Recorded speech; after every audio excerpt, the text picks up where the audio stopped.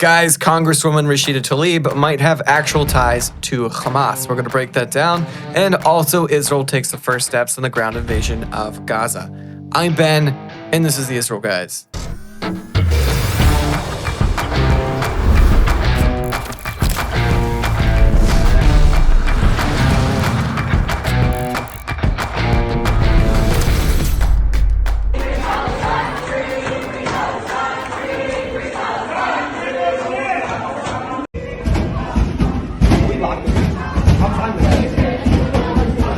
That was a video of Jewish students at the Cooper Union College who were locked in their own library by a pro-Hamas mob for 40 minutes before they were rescued by campus security. A good reminder for all of us that anti-Semitism has risen 400% in the United States since the massacre on October 7th. Crazy times we're living in. Also a good reminder that now is the time to support the land and people of Israel and the Jewish people now more than ever. Welcome back to the Israel Guys, where we believe that in a world of Jew hatred and anti-Israel propaganda, you should have a direct connection to land and people of Israel. Guys, if you're coming back to this channel over and over again, please subscribe. Join us here on YouTube. Also, you can join our breaking news groups on Telegram. We post all kinds of breaking news stuff directly from the land of Israel, from our boots on the ground perspective. If you want to be a part of that, go to Telegram. The link is in the description below. Also, follow us on the rest of our social media platforms that we are allowed to stay on. There was a report that came out about Rashida Tlaib, Congresswoman Rashida Tlaib. We all know that she's no pro-Israel congresswoman. We all know that she has strong Hamas and Palestinian sympathies. Just a reminder, this is a video that came out shortly after the massacre on October 7th by a Fox News reporter. Have cut off babies' heads and burned children alive. Do you support Israel's rights to defend themselves against this brutality? We're just going to go through here. You can't comment about Hamas terrorists chopping off babies' heads?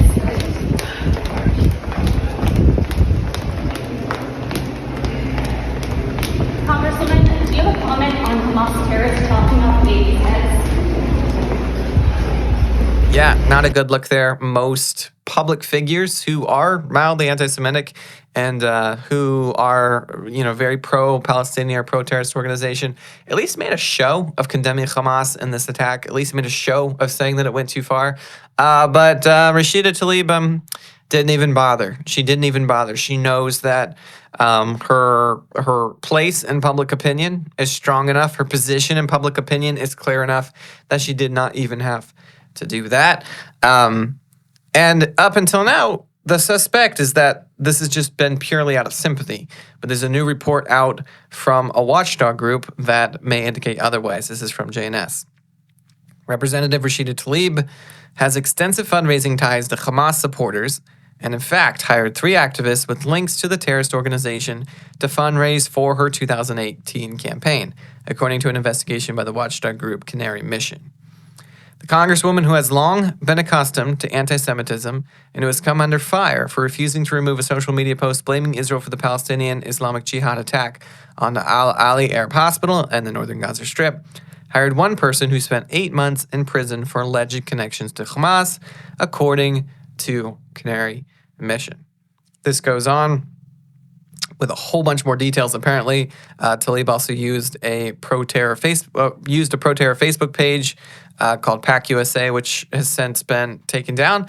But at the time, she used it to raise funds for her 2018 campaign. This is a page with ties to all kinds of terrorist groups. In 2015, she co-founded the anti-America, anti-Israel, and pro-terror hate group called Black for Palestine, which, as far as I'm aware, is still functioning. Apparently, this group has posted in support of registered terrorist organizations more than 100 times. More than 100 times, and Tlaib is a co-founder of that organization. Not 50 years ago, not 45 years ago, not way back in her ancient dinosaur past, as is the case in so many of our politicians. This was 2015, not that long ago. Crazy stuff right there. It's crazy that somebody like this, it walks the halls of power in Washington, D.C., that anti-Semitism is on the rise, that it's now cool to take an anti-Israel position, that it's now cool to openly support terrorists. If you go, I'll put the link in the description for this article and the article from the Watchdog group. There's a lot more in there that we don't have time to get into today. But if you go into that, these ties are deep that run with Rashida Tlaib. And it's no surprise that response that we saw from the Fox News reporter, that response to the question, she couldn't condemn Hamas. She's in too deep, not only ideologically in too deep, but also physically probably as well. This week, yesterday, Israel officially crossed the border fence, striking a number of Hamas positions from the ground. We're going to get into that in just a second. But first, the brutal attack that Hamas inflicted on Israel on October 7th was the worst tragedy to befall the Jewish people since the Holocaust. We believe that now is the time for Christians from around the world to stand with Israel and provide support during this crisis. Operation Itai is being organized by Christians and Jewish organizations from all over the world to airlift vital supplies and critical equipment immediately to the communities in Judea and Samaria, ensuring they stay protected during this time of crisis. We'll be bringing things like protective vests, helmets, thermal drones, night vision goggles, binoculars, flashlights, security cameras, security gates, and food for those who need it most. Now is the time for people from around the world to stand up with one voice and defend Israel's biblical heartland, ensuring that a situation like the attacks that happened from Gaza will never be created inside of Judea and Samaria. Please join us if there's ever a time to show your support for the nation of Israel. It is now. We have airplanes already lined up to transport the needed equipment to Israel from the United States. All we are asking for is your financial support. Go to serveisrael.com/emergency campaign or click the link in the description below. So Israel crossed the border into Gaza yesterday and took out a number of Hamas positions. This is what that looked like. This is a video that was released by the IDF.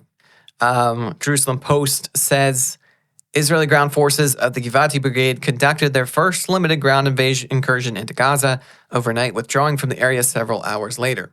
The IDF said in a statement on what Israel's army radio described as the biggest incursion of the current war. IDF spokesperson Daniel Hagari said that there were no casualties to Israeli forces in the raid. The IDF described this as a targeted raid using tanks in the northern Gaza Strip as part of preparations for the next stage of combat. At the same time, Israel struck 250 Hamas targets overnight when most airstrikes take place. This is in addition to the 720 targets struck in the first days of the week, bringing the total airstrikes this week to around 1,000. In the first week of the war, Israel had also carried out thousands of strikes using around 6,000 munitions, according to earlier reports. Israel is still biding their time on a ground invasion. And there's a lot of rumors as to why Israel is stalling the ground invasion. It's possible, there might be some pressure from the United States to stall it for humanitarian reasons, maybe for the United States to prepare more by sending more troops, more missile batteries to the region. I know Israel is very concerned that the minute they start their ground invasion of Gaza, they will be attacked by Hezbollah, which greatly widens the scope of this war. Could possibly just blow the whole thing into a whole different realm of proportion. And they know the United States is very concerned about that as well. So it's very possible that the United States might be pressuring Israel to hold off, either in hopes of pushing towards a ceasefire, which would be terrible for Israel, or in order to prepare more for what the broadening of the scope of this conflict could look like. We don't know for sure. The United States has kind of denied that they are pressuring Israel, but as we've seen in the past, it doesn't really tend to mean a whole lot. But we have to remember that Israel's goal right now is not to just punish Hamas. They're not aiming to just run and do some strikes and get back out. If that was the goal, they would have stopped with the 6,000 airstrikes that have been committed or that they've done already so far. Their goal is to destroy Hamas, every single Hamas fighter in Gaza, to wipe out Hamas infrastructure totally and completely, all Hamas munitions, and to change the landscape of Gaza, the political climate of Gaza once and for all. And so with that, Israel can afford to take their time, because right now we're talking at about tens of thousands of Hamas, highly trained Hamas fighters with equipment supplied by Iran, all kinds of equipment that Israel will have to face.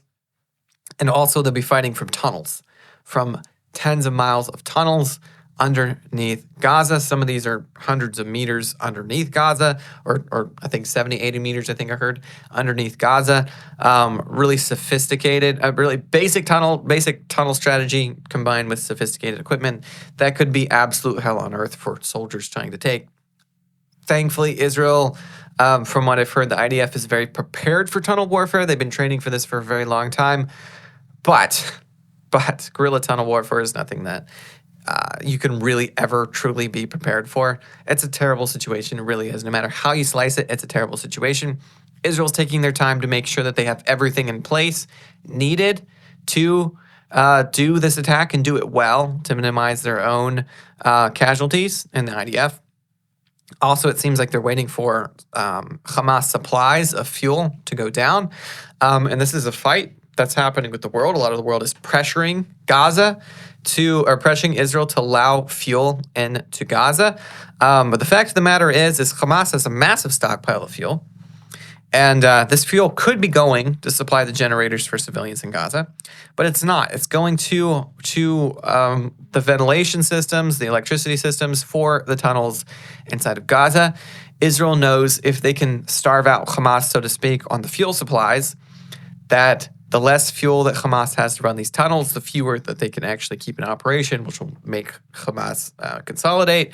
And eventually, maybe if they run out of fuel completely, run out of generators completely, they'll be forced to pop to the surface, which will make things so much better for the IDF in this invasion.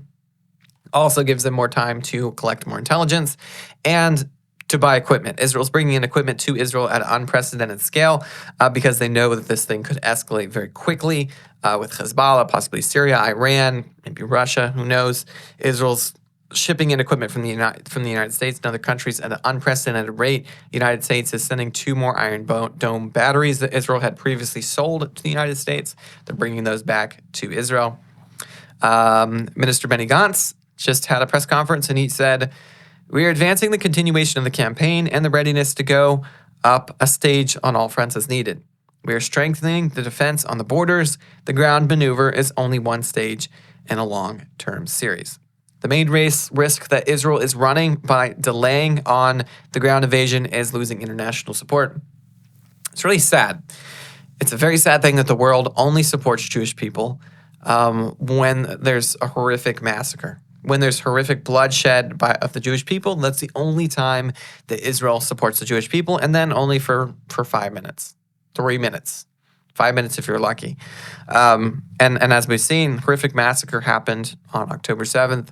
Israel had the world support for a very brief 2.5 minutes, and it's fading quickly. The world is very quickly pushing for ceasefire from Israel to stop striking Gaza, and that's the worst thing that can happen for Israel. It seems like the government at this point is betting that the world won't push hard enough, won't take necessary measures that would actually compel Israel to stop. They're kind of they're betting on the fact that they could hold out long enough to do this ground invasion.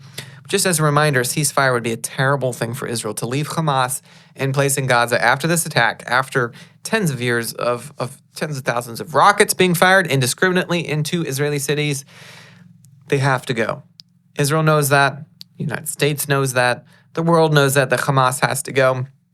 We have to pray that Israel would be able to carry out this invasion, wipe out Hamas once and for all, and use all the tools at our disposal to pressure our governments to keep public sympathy for Israel and for the demolishing of the Hamas. On that note, before we go, there's a video that was shared by the IDF of a conversation between an officer in the IDF and a Gazan civilian. These are the calls that Israel makes every single day before carrying out a bombing strike on Hamas infrastructure. Any civilians in the area are called and are warned to leave. And this is a conversation that happened there. محمد الو كيفك؟ ايوه بحكي معك ضابط عن الاندفاع الاسرائيلي. تمام. انا عشان املك سلامتك بدي تنزل ضروري لتجحن يونس. سكر كل الطرق. طيب يا عمي محل ما انت موجود فيه أيوة. سكر. انت لازم وين سكر؟ مين سكر الطريق؟ حماس؟ مم. لا، صحيح. ايش؟ أما كيف هم سكروا الطريق؟ فهمني. يعني كيف بتلاقي ناس هم يطلقوا نار على الناس اللي بدهم ينزلوا؟ ايوه Crazy stuff. Hamas is shooting civilians trying to leave, trying to flee the sites of Israeli strikes, even though Israel is warning them before they leave. This puts the responsibility for civilian deaths in Gaza squarely on Hamas's shoulders. Share that video, guys. Share it far and wide. That's one thing you can do to support the lives of the Jewish people in Israel, the saving of the lives of Jewish people in Israel. Because if Hamas is not destroyed now, they will go on to commit bigger and bolder and more awful attacks against Jewish people and against the state of Israel. And if the United States does not stand, who's to say that it will not come to our borders? Don't forget to subscribe and get the conversation going down below. Let us know how you plan to support Israel. As always, tune out the fake news and tune into what is actually happening here in the land of Israel. We'll be back every day, Monday through Friday, with your direct connection to the land and people of Israel. And don't forget, down in the description below, check out Operation Itai. Personally get involved in the protecting of the people of Judea and Samaria.